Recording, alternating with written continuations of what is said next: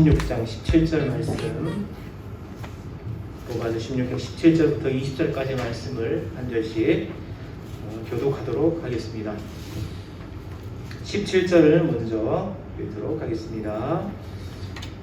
형제들아, 내가 너희를 권하노니 너희가 배운 교훈을 거슬려 분쟁을 일으키거나 거치게 하는 자들을 살피고 그들에게서 떠나라. 이 같은 자들은 우리 주 그리스도를 섬기지 아니하고 다만 자기들의 강한 성장이 부활한 말과 아첨하는 말로 순진한 자들의 마음을 미혹하느니라. 너희의 순종함이 모든 사람에게 들리는지라. 그러므로 내가 너희로 말미암아 기뻐하노니 너희가 선한데 지혜롭고 악한데 미련하기를 원하노라. 평강의 하나님께서 속히 사탄을 너희 발 안에 거룩하게 하시리라. 우리 주 예수의 은혜가 너희에게 있을지어다. 아멘. 오늘 보신 말씀을 가지고 내가 너희에게 권하노니 라는 제목으로 함께 말씀을 나누겠습니다. 요즘 팬데믹 시대에 수많은 이야기가 떠돌고 유언비어가 퍼져가는 그런 상황입니다. 팬데믹 시대에는 어떻게 보면 2년 동안의 시간 동안 부정적인 이야기나 좋지 않은 단어들은 너무너무 쉽게 퍼지고 너무너무 쉽게 입에 오르내리고 있는 상황입니다. 그렇지만 이 시대에 쉽게 말할 수 없는 몇몇 단어들이 있습니다. 그 중에 하나가 감사, 평안, 기쁨, 은혜, 이런 단어들. 이런 단어를 가장 많이 이야기했던 교회 안에서도 이 말을 하기가 쉽지 않습니다. 요즘에 평안한 교회가 있느냐, 은혜가 있는 교회가 있느냐, 감사가 넘치는 교회가 있느냐 이렇게 물어보면 이것에 대해 대답을 하며 맞다, 우리 교회는 참 평안하다, 감사하다 이런 얘기를 하는 게 극히 드문 것이 오늘날의 시대입니다. 위로가 되고 긍정적인 이런 말들이 쉽게 오르내지 못한다는 건 교회가 그만큼 어렵다는 얘기죠. 그리고 교회가 어떻게 보면 본질에 벗어나 있다 하는 것에 그 의미가 있다 할 수 있습니다.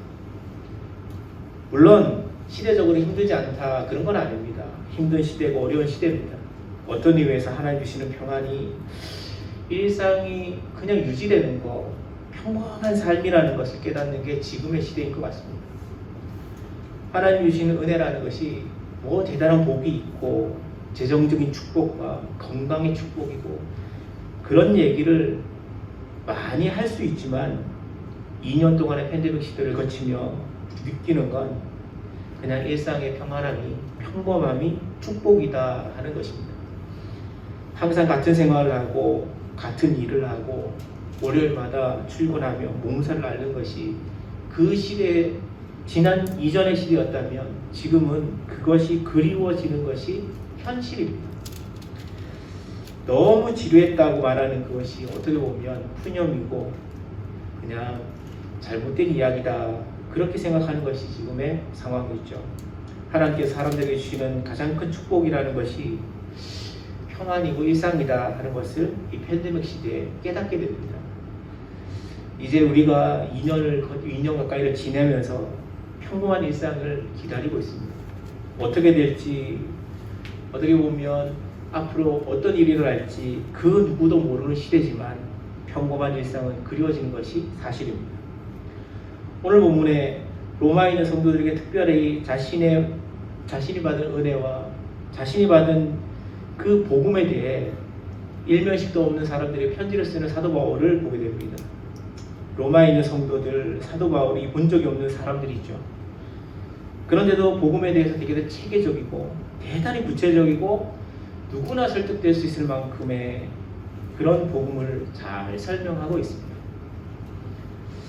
한번 생각해 보면 복음의 삶이라는 것이 그냥 아주 평범하다 이렇게 말할 수 있습니다. 그리고 평범하기 때문에 어렵다라고 말할 수 있는 것이죠. 정직하게 사는 것, 행복하게 사는 것, 남의 피해 안 주고 서로 위로하고 이타주고 사는 것 참 어려운 일입니다. 그걸 하라고 말하는 것이 사도 바울이 받은 은혜입니다. 그리고 복음이라는 것이 그런가라고 설명을 합니다. 한번 생각해 보면 그 시대, 로마 시대에 그 말을 한다는 게 얼마나 위험한지도 알 수 있습니다. 예수를 믿는다 하는 거요. 로마 시대에 예수를 믿는다는 건 시대적이고 상황적으로 대단히 어려운 일이었습니다. 그래서 우리가 잘 아는 카타콤베 같은 지하 도시를 파고 수많은 사람들이 거기로 들어갔습니다. 이유가 뭘까요? 그냥 겉으로 드러내놓고는 예수 믿는 거 쉽지 않기 때문이죠. 그래서 숨어 함께 그 생활을 했습니다. 다신교 신앙을 믿는 사람들, 종교 혼합적인 것이 만연한 그 시대에 예수만이 구원자다, 예수만이 주다, 이 말은 어리석고 위험하기 짝이 없는 고백입니다. 그러함에도 불구하고 그 시대에는 그것을 믿고 살았습니다. 그리고 그 시대의 사도 바울은 그 복음을 전하며 그것이 올바른 것이라고 끊임없이 이야기합니다. 그러면서 그 사람들이 누리는 건 외적인 평안이 아니라 내적인 평안, 하나님 은혜를 누리며 살아 그냥 카타콤베 같이 어두운 상황에서도 그냥 살아가는 것이 그들의 삶이었습니다. 로마 시대에 지혜로운 다섯 왕이 출현했던 약 150년의 기간이 있었습니다. 대표적으로 마르크스 아울레스 같은 그런 황제가 지배하던 그 시대는 로마의 최전성기였습니다. 그래서 그 시대를 가리켜 팍스 로마나 힘에 의한 평화를 말하는 그 시대였습니다. 로마가 가장 강력했기 때문에 어느 누구도 머리를 쳐들고 아니라고 말할 수 없는 시대가 약 150년간이 있었습니다. 그런 시대에 참 평안이라는 것이 힘을 가지면 가능하다, 그렇게 알려집니다. 강력한 힘, 강력한 무력, 그것만이 세상에 평안을 준다고 생각하죠. 이런 비슷한 일이 냉전 시대 체제에 있었습니다. 소련과 미국이 대치를 하면서 수많은 핵무기를 생산해냈던 그 시대가 있었습니다. 그래서 양측이 누구도 건들 수 없는 상황이 되었습니다. 그걸 보고 평안이라고 얘기하지 않습니다. 로마 시대도 그런 겁니다. 오늘날에도 그렇죠. 건들면 서로 죽으니까 서로 건들지 않을 뿐입니다. 그게 진짜 평안일까요? 평화일까요? 아닙니다. 세상이 말하는 평화는 그것 정도일 뿐입니다. 그냥 서로 죽으니까 건들지 않는 정도 수준. 이런 시대에 진짜 평안이 무엇인지를 말할 수 있는 절호의 기회가 교회에게 찾아옵니다. 진짜 하나님의 평안이라는 게 뭐냐? 그거 물어보면 하나님 주신 평안은 외적으로 떵떵거리고 힘있고 권력이 있고 건강이 있고 누구도 건들지 못하는 그런 상황이 아니라 하나님 주시는 내적인 평안으로 서로 위로하고 용서하고 사랑하고 감사한 삶을 살 수 있는 건 그게 참된 평화다라고 말을 하는 거죠. 사도 바울은 이 땅의 평안은 인간이 주는 것이 아니다, 그걸 전제합니다. 하나님이 주시는 것이다. 그래서 오늘 본문을 보시면 19절의 말씀에 선한 데 지혜롭고 악한 데 밀어내라, 결론이 그런 말씀이죠. 너희가 선한 데 지혜롭고 악한 데 밀어내라.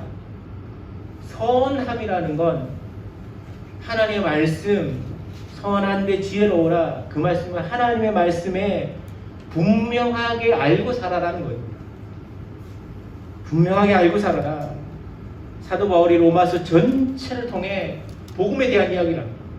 끊임없이 복음에 대한 이야기를 하는데 그 복음을 잘 알아라고 설명해 주는 겁니다.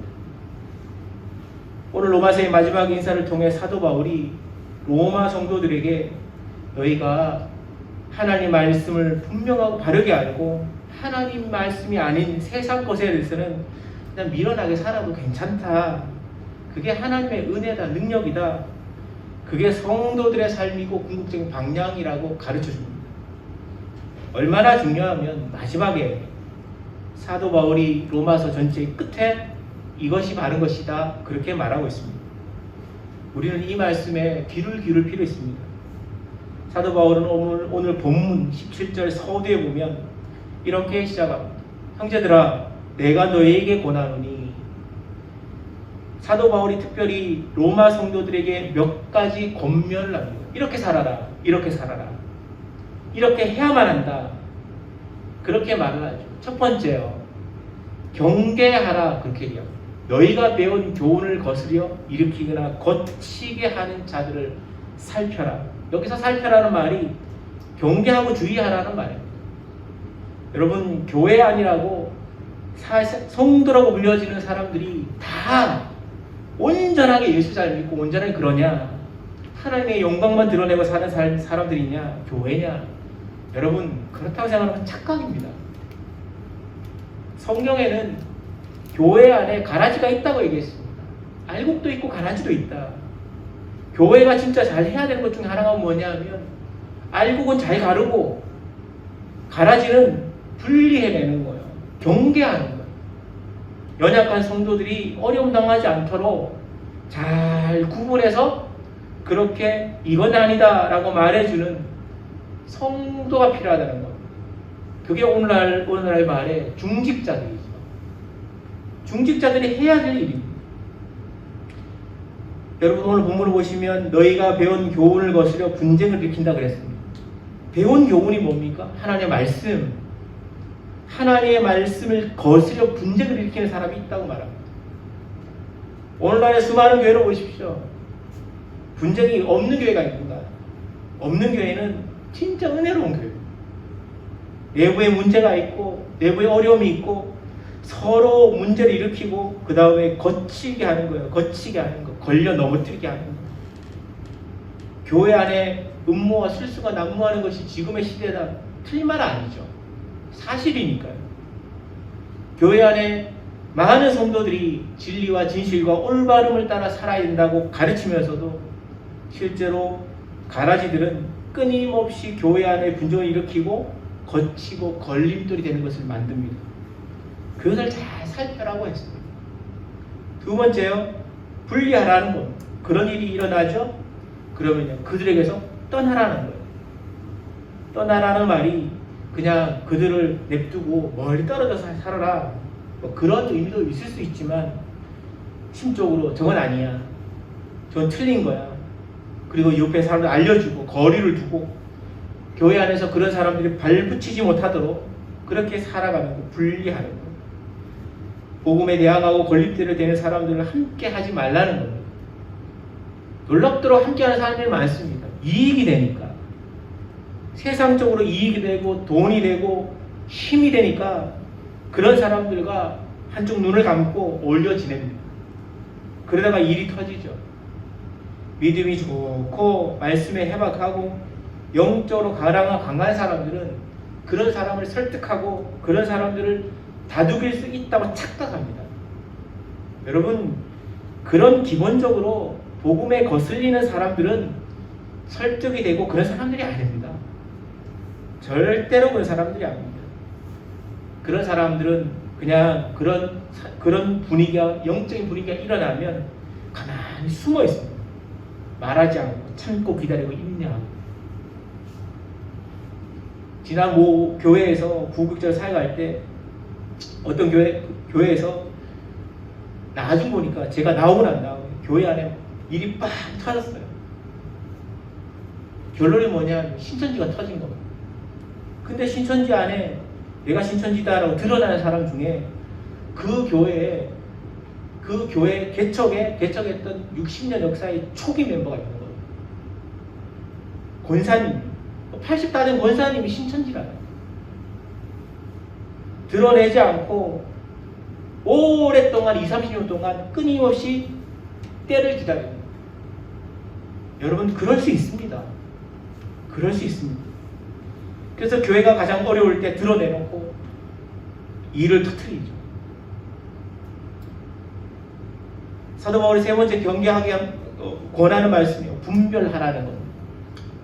오늘 본문에는 그렇게 분별함에 대해 분명히 나타나지 않지만 19절을 보시면요, 너희의 순종함이 모든 사람에게 들린다, 그렇게 말했습니다. 너희의 순종함이 모든 사람에게 들릴 정도로 그렇게 귀한 은혜를 끼치는 삶을 산다. 그 순종하는 데 어떤 말씀에 순종하는 거죠? 하나님 말씀에, 복음에 순종하고 십자가에 순종하는 삶이 일어난다는 거죠. 그걸 하기 위해 분별이 필요합니다. 목사가 하는 말이기 때문에 다 맞을 거예요. 착각이에요. 성도 여러분, 목사가 하는 말이라고 다 맞는 거 아닙니다. 목사도 틀릴 수 있어요. 목사도 틀릴 수 있다는 전제하에 올바른 것을 가르치고 올바른 말씀을 전하기 위해 그냥 노력하고 있는 것뿐입니다. 성도들이 그 말씀을 귀히 받아 아멘하고 받아주는 그 상황은 은혜로운 상황이죠. 그렇지만 그 말씀이 진짜 복음인가 아닌가를 구분하며 분별하셔야 됩니다. 앞에 있는 최 목사가 그냥 설교하니까 다 맞을 거야. 착각이에요. 잘 분별하며 로마 성도들처럼 그렇게 하셔야 돼요. 그래, 그런 분별함으로 인해 사도 바울이 기뻐한다 그랬습니다. 사도 바울은 로마 교회 성도들에게 이 편지를 쓰면서 마지막에 경계하고 분리하고 분별하며 살아라 그렇게 말합니다. 경고합니다. 그 시대만 그럴까요? 아니에요. 지금의 시대도 그건 동일합니다. 이런 혼란하고 악한 세대를 살아가는 사람들에게 이 경고의 말씀은 너무나 필요합니다. 오늘날의 팬데믹 시대에 더더욱 필요하고 참된 복음과 평안을 이야기하는, 감사를 이야기하는 그런 공동체를 찾아보는 것이 중요합니다. 예수님께서 마태복음 10장 16절 말씀에 뱀처럼 지혜롭고 비둘기처럼 지혜로워라, 순결해라 그렇게 말씀하셨습니다. 세상을 향해 나아가는 제자들을 향해 너희들 든든하고 밥 잘 먹고 그냥 복음 잘 전하고 그렇게 말하지 않았습니다. 너희들은 뱀처럼 지혜롭고 비둘기처럼 순결해라. 여러분, 지혜로운 삶이 필요하고 복음 앞에서, 하나님 앞에서 순결한 삶이 필요합니다. 그런 성도의 삶이 너무너무 필요한 게 오늘날의 시대입니다. 바울에게 있어서 이것이 교회를 바르게 세우고 성도들의 삶이 세상 가운데 악한 것에 의해 파괴되지 않고 회파되지 않는 일을 하는 결정적인 것이라고 말합니다. 우리뿐만 아니라 우리의 자녀들과 우리에 있는 영적인 자녀들에게도 다 같이 이 지혜로운 말씀들을 전해야 합니다. 복음을 전하고 옳은 것을 말하고 하나님의 말씀을 정면으로 거슬리는 그런 일이 일어날 때 그거 아니야. 그렇게 말할 수 있는 지혜가 필요합니다. 복음의 십자가의 걸림돌이 되는 일이 교회에 일어날 때 그거 아닙니다. 그렇게 말할 수 있는 용기가 필요합니다. 세상이 그렇게 세상에서 그런 일이 일어나면 그냥 그래, 세상은 그러니까 그렇게 말할 수 있지만 진짜 중요한 건 교회 안에 일어나는 문제들입니다. 여러분, 세상에서 그런 일이 일어나면 인정이 됩니다. 세상은 그러니까요. 그렇지만 교회 안에 악한 일이 하나님의 몸인 교회 안에 교묘히 일어나 파괴시키고 교회를 깨고 부시면 또 성도들의 삶을 들어엎고 성도 삶을 괴롭게 만들면 어떻게 할 것입니까? 이런 문제를 일으키는 사람들이 평신도일 수도 있고요. 중직자일 수도 있고 심지어는 목회자일 수도 있습니다. 하나님 말씀에 바로 서지 않으면 평신도든 중직자든 목회자든 상관없이 교회를 들고 없는 일을 만들 수 있습니다. 그때 목사니까 믿어줘야지. 여러분, 천만의 말씀이에요. 장로니까 권사니까 괜찮겠지, 제대로 알겠지. 천만의 말씀. 그때 성도와 교회가 바라봐야 되는 건 사람을 바라보는 게 아니고 뭘 바라보는 겁니까? 십자가와 복음을 바라보고 말씀을 바라보는 것이 필요합니다. 그때 지혜가 필요한 거죠. 교회 안에 누구든지 특히 중직자일수록 중직을 맡은 성도일수록 각별히 주의해야 되는 부분이 이런 부분입니다. 내가 말씀 앞에 바로 서 있는가? 내가 하나님의 말씀에 지혜롭게 서 있는가? 돌아보셔야 합니다. 사도 바울은 말씀에 거슬리고 분쟁하는 사람, 십자가에 걸림돌이 되는 사람들이 추구하는 핵심을 이렇게 말합니다. 18절 말씀이에요. 우리 주 예수를 섬기지 아니하고 자기들의 배만 섬긴다. 여러분, 그런 사람들, 십자가에 걸림돌이 되는 사람들의 특징은 목적이 다릅니다. 그들이 섬기는 대상이 다릅니다. 그들의 섬김의 대상은 겉으로는 예수인 것처럼 십자가인 것처럼 복음인 것처럼 말하지만 진짜 속으로 들어가 보면 그들의 배에 다시 말하면 욕심을 채우는데 자기 자신을 섬기는데 혈안이 되어 있습니다. 이것을 통해 예수를 믿는 성도와 완전히 다른 신앙을 가진다는 것을 잘 드러냅니다. 그들은 이런 목적을 위해 위선과 가면을 쓰고 교활한 말과 아첨하는 말을 한다고 18절 말씀에 기록되어 있습니다. 여러분, 이것에 대해서 우리가 한번 생각해 볼 필요가 있습니다. 과전에 이집사님 대표 기도를 하시면서 하나님 우리에게 분명히 부흥 주신다고 하셨어요. 그 말에 하나님 분명히 그렇게 하실 거라 확신합니다. 그런데 이전의 삶과 이전의 삶에 있어서 이전에 우리의 목적이 무엇이었나? 우리 교회가 나아가는 성도들의 목적, 삶, 교회의 바른 방향이 무엇이었나? 잘 살펴볼 필요가 있습니다. 교회가 진짜 복음을 위해 십자가를 위해 복음 전하는 것을 위해 선교 위해 하나님 원하시는 그 뜻을 위해 부단히 노력하고 애쓰고 힘쓰고 노력했는가? 여러분 잘 생각해 보셔야 돼요. 그게 뭘로 드러나냐 하면 결국에는 교회의 재정이 어디에 쓰이느냐로 다 드러납니다. 다 드러납니다. 왜냐하면 재정이 가는 것에 곧 마음이 가기 때문이죠. 성도 여러분, 우리 교회가 재정을 쓸 때 최우선 순위가 뭐가 돼야 되냐? 이거 하면 하나님 기뻐하시는가? 그거에 돼야 됩니다. 성도들 좀 적게 먹고 좀 덜 먹어도 괜찮죠. 그런데 지금 인터넷에 그리고 해외 나가는 선교사들을 보면 진짜 먹지 못해 어려움 당하는 선교사들이 그렇게 많아요. 교회는 유지만 되면 되지만 선교사들은 재정적으로 어려움 당하면 답이 없어요. 여러분, 교회의 목적이 다르다는 것은 그런 식으로 드러나는 겁니다. 교회에 먹는 것에 위해서는 그렇게 많이 쓰고 교회 재정, 교회 건물에 뭐 하나 사는 데는 그렇게 돈을 많이 쓰면서 진짜 진정으로 복음을 위해서 수고해야 될 곳에는 안 쓴다는 거예요. 그러면 하나님 기뻐하실 건가? 그걸 보고 알 수 있는 거, 그 교회의 목적이 다르다는 걸 알 수 있는 겁니다. 그래서 성도들에게 끊임없이 주변에서 하는 말이 부드러운 말하고 교활한 말하고 악처한 말입니다. 영국 스탠다드 버전이라는 영어 성경에 보면 교활한 말과 아첨하는 말은 순진한 사람만 미혹한다. 이 말을 뭐라고 번역하냐면 그들은 유창하고 그렇다는 말로 단순한 성도들의 마음을 깨입니다. 그렇게 했습니다.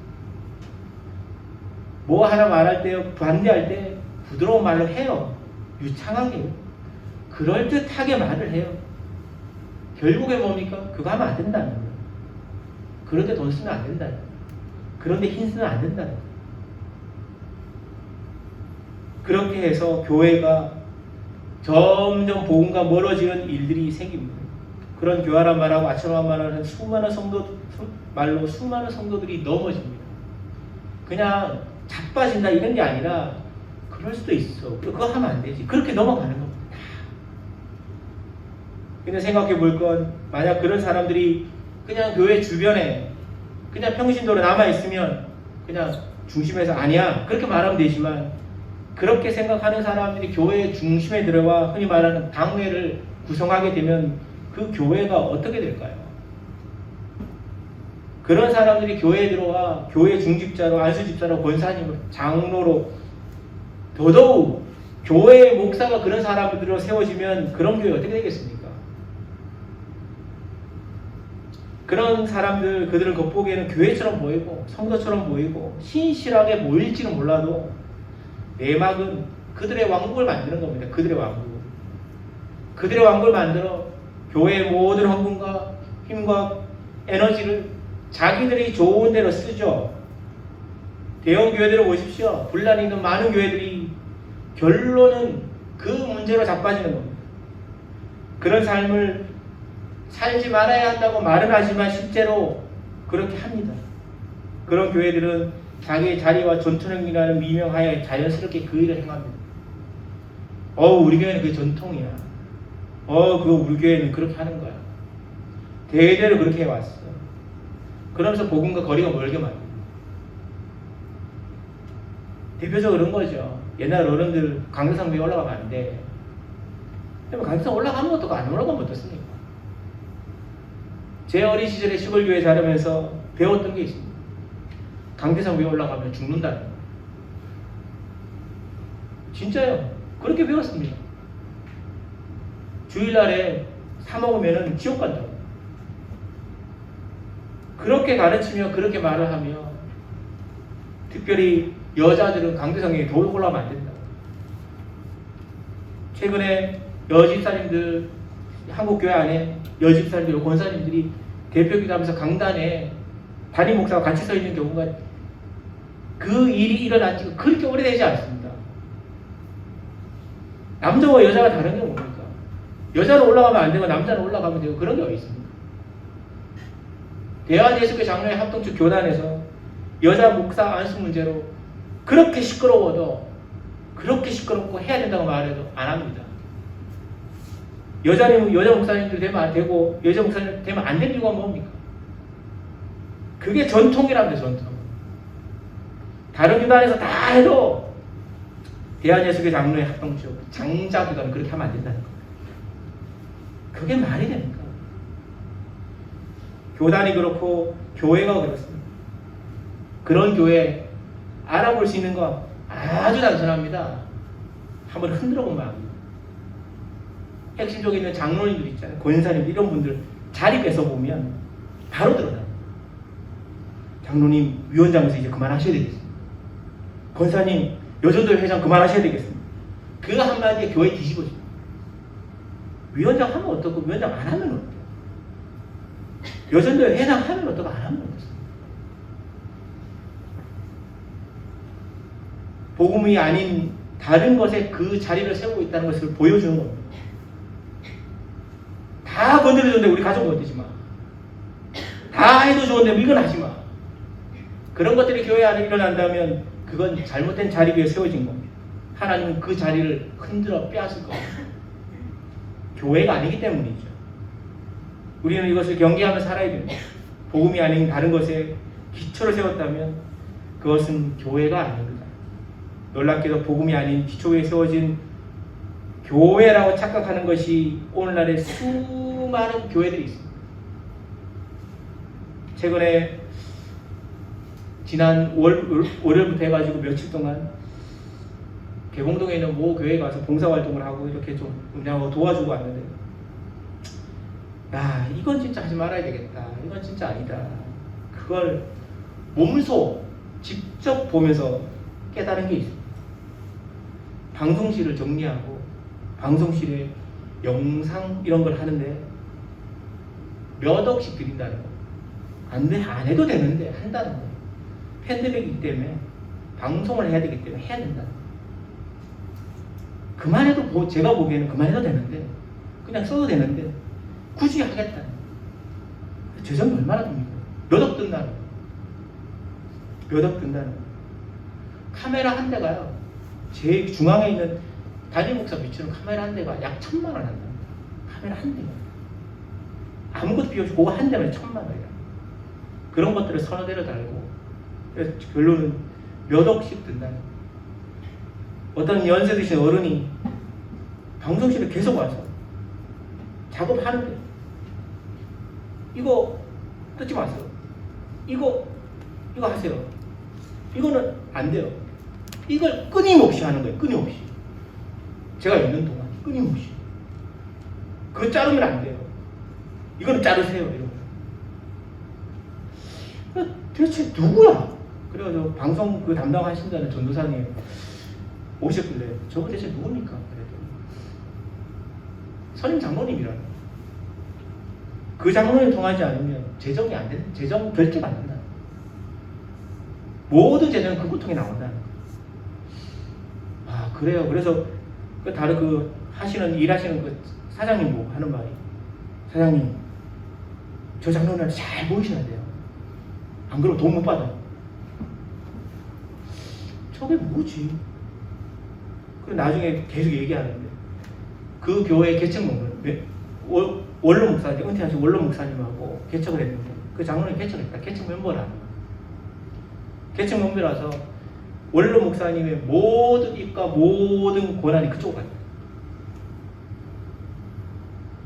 새로운 목사님 왔는데도 젊은 목사 와서 뭐 해먹다니 안 된다는 거예요. 그 장로님 설득 안 하면 아무것도 안 된다는 거예요. 그럴 수는 있죠. 좀 이제 새로운 목사님 왔을 때 좀 얼마 안 됐으면 그럴 수 있습니다. 이해됩니다. 근데요, 그 장로님이랑 그 전도사님이랑 방송실에 와가지고 하는데 그 장로님이 그 전도사님 보고 야, 일로 와서 이거 해. 야, 일로 와서 이거 잡아. 야, 이거 이렇게 해. 끊임없이 야, 이거 해. 저거 해. 야. 여러분 그 정도면요 끝난 겁니다. 최소한 목회자를 하나님이 세우셨다는 인정 안 하면 교회가 교회 되지 않습니다. 여러분 그런 것들을 지혜롭게 분별하면서 하셔야 됩니다. 목회자한테 잘하라는 소리가 아닙니다. 분별하시면서 하셔야 됩니다. 오늘날에 이런 문제들이 시대와 지역을 막론하고 다 일어납니다. 대표적으로 얘기했죠. 저도 그런 걸 당합니다. 저도 부목사 때 뭐 하다가 장로님 와가지고 최 목사 이거 하면 안 되지. 야, 왜 이거 해? 욕하더라고요. 장로님이. 그래가지고 야, 진짜 이거 심각하다. 그리고 얼마 전에 교회 나왔어요. 여기. 여러분 그 정도면 문제가 있는 겁니다. 우리 교회를 이렇게 돌아보면서 오늘 말씀을 마지막으로 로마서를 정리하려고 하는데 19절에 있는 말씀을 사도 바울이 권면하는 것처럼 함께 나누려고 합니다. 너희가 선한데 지혜롭고 악한데 밀어내라. 선한데 좀 지혜롭고 악한데 밀어내는 것. 다시 말해 하나님이 기뻐하시는 일에는 지혜롭게 하라는 거예요. 열심히 수고하고 애쓰고. 그걸 하나님이 싫어하는 일은 등 돌리고 살아라는 거예요. 등 돌리고. 그렇게 하면 하나님이 20절 말씀에 평강이 하나님께 속히 사단을 내 발 아래 상하게 하게 하실 거다. 그렇게 말했습니다. 여기서 우리가 참 살펴볼 게 있습니다. 선한데 지혜롭고 악한데 미련하게 살면 20절 말씀에요. 평강의 하나님께서 사단을 너희 발 아래 상하게 하는 것을 보게 할 것이라고. 우리 교회가 남설전원교회가 하나님의 은혜를 입기 위한 결정적인 방법이 여기에 있습니다. 하나님이 기뻐하시는 그 일을 하면 평강의 하나님께서 그 사람들을 우리의 발 아래서 실패하는 것을 보게 할 것입니다. 세상 사람들이 말합니다. 안 돼. 노예를 가죠. 시찰에 가죠. 남설전원교회 그러면 지금도 괜찮습니까? 그럽니다. 그래서 제가 우리 교회 진짜 평안하다고, 너무 평안하다고, 좋다고 사진 보여주면서 이렇게 대응하고 있다고 보여줘도 안 믿어요. 그 사람들 믿든 안 믿든 뭔 상관이 있습니까? 많은 하나님이 하나님의 말씀대로 순종하는 교회에 은혜 베푸신다는 것 증거 아닙니까? 찬양하고 말씀 듣고 은혜를 누려가는 교회 하나님 반드시 복 주시고 부흥케 하실 것입니다. 그런 교회를 우리가 만들어갈 필요가 있습니다. 그러기 위해 분별하고 지혜롭게 하나님의 말씀을 섬겨야 합니다. 남설전원교회가 하나님의 교회라면 복음적인 것이 아니면 다 정리해야 됩니다. 다 모든 인간적인 것을 내려놓고 하나님의 말씀과 십자가의 정신으로 돌아가 하나님 앞에 머리를 좋아하는 것이 필요합니다. 그래서 하나님 말씀이요 선한데 미련하고 악한데 지혜로운 그런 삶을 살면 안 된다는 거예요. 말씀과 반대되는 삶을 점검해 보셔야 합니다. 일일이. 아무리 시대 정신이고 아무리 성도들이 맞다 그러고 아무리 가족이 혈연이고 지연이고 학연이라 하더라도 하나님의 말씀이 아니면 아닌 겁니다. 교회가 복음적이지 않은 것을 벗어던지고 성도가 위선된 가면을 벗어던지면 그때 하나님의 평안이 임하고 복이 임하는 겁니다. 그런 놀라운 은혜가 임하는 남서울전원교회 하나님 복 주시는 교회 되시기를 간절히 축복합니다. 같이 한번 기도합시다.